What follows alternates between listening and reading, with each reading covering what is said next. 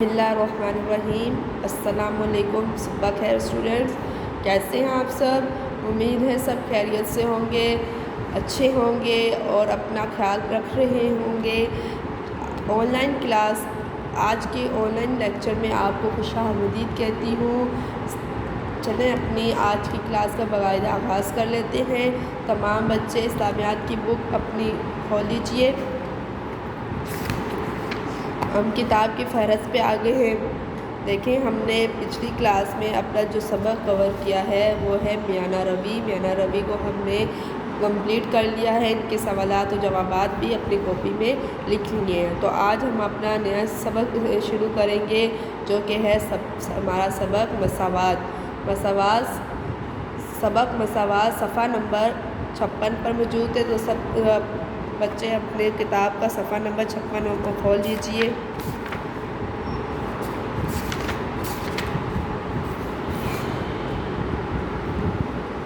تو آج ہم اپنا سبق شروع کریں گے مساوات کیا ہے اور اسلام میں اس کی کیا اہمیت ہے اور کیا حکم دیا ہے اسلام نے، تو اس کے بارے میں پڑھیں گے، ٹھیک ہے؟ تو اپنے بلند خوانی شروع کرتے ہیں۔ مساوات سے مراد ہے برابر ہونا یا ایک جیسا ہونا۔ مساوات کا مطلب ہے کہ تمام انسان حضرت آدم علیہ السلام کی اولاد ہونے کے سبب برابر ہیں اور کسی کو دوسرے پر انسان ہونے کے اعتبار سے کوئی فضیلت حاصل نہیں ہے۔ اسلام کی نظر میں تمام بنی نوع انسان معاشرتی، سیاسی، معاشی اور قانونی اعتبار سے برابر حقوق رکھتے ہیں۔ قرآن مجید میں اللہ تعالیٰ کا ارشاد ہے، ترجمہ: لوگو، ہم نے تم کو ایک مرد اور ایک عورت سے پیدا کیا اور تمہاری قومیں اور قبیلے بنائے تاکہ ایک دوسرے کو شناخت کرو، اور اللہ کے نزدیک تم میں عزت والا وہ ہے جو زیادہ پرہیزگار ہے۔ بے شک اللہ سب کچھ جاننے والا اور سب سے خبردار ہے۔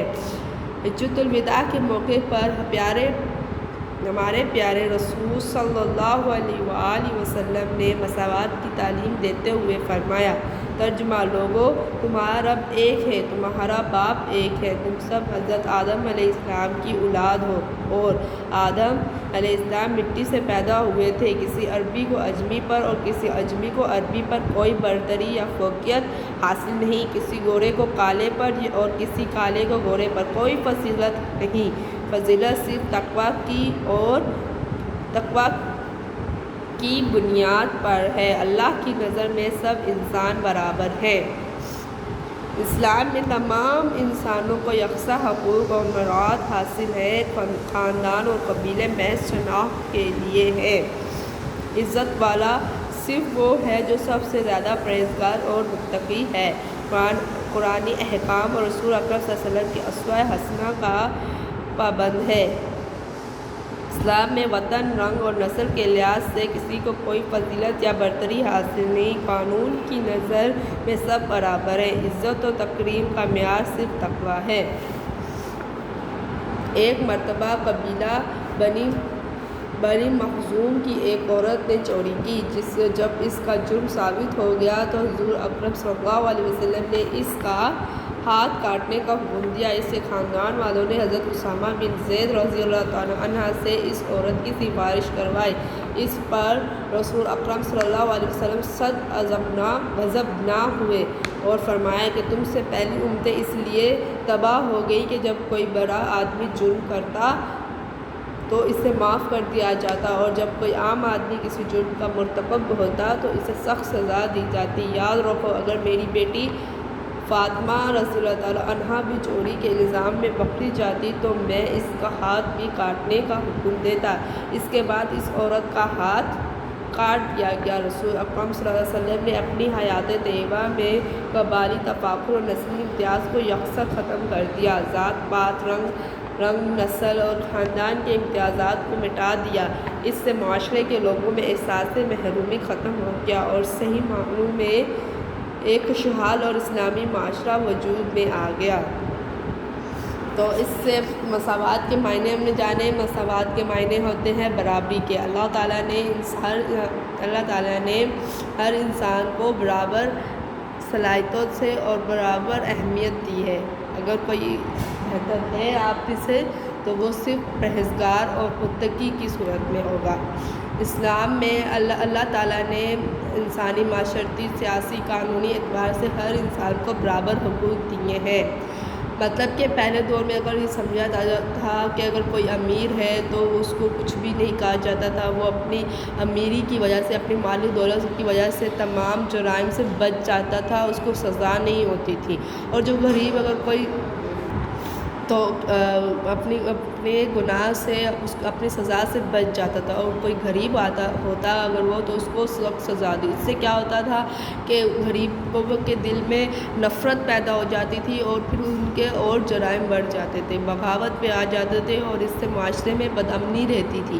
تو آپ صلی اللہ علیہ وسلم نے اللہ کے حکم سے اس مساوات کی بنیاد ڈالی اور اس پہ باقاعدہ عمل کر کے دکھایا، اور کہا کہ تمام انسان حضرت آدم علیہ السلام کی اولاد ہے، ٹھیک ہے۔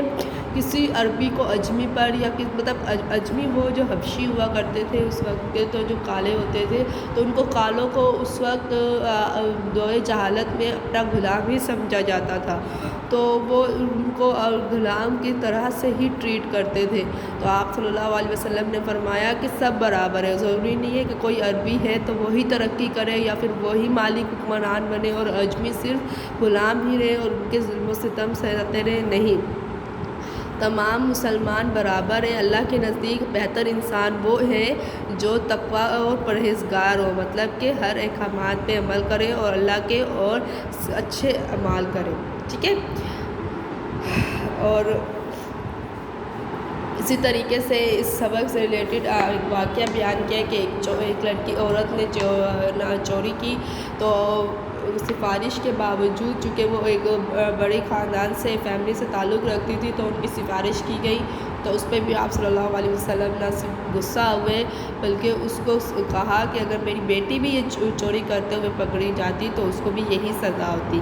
تو اس طریقے سے جو اگر جب سب مساوات، اگر ہم اپنے معاشرے میں مساوات قائم رکھتے ہیں تو ہمارے معاشرے میں امن و سکون قائم ہو جاتا ہے۔ تو ہمیں چاہیے کہ ہمیں بھی اپنی عام زندگی میں بھی اور اپنے معاشرے میں مساواتی قانون قائم کرنا چاہیے تاکہ اس معاشرے میں سکون اور خوشحالی ہو، ٹھیک ہے۔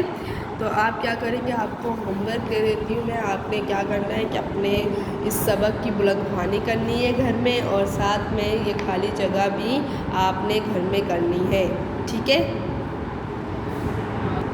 تو یہاں پہ لکھ لیجئے گا گھر کا کام اور آج کی ڈیٹ ڈال دیجیے گا جو میں آج آپ کو کام دے رہی ہوں، 25 ستمبر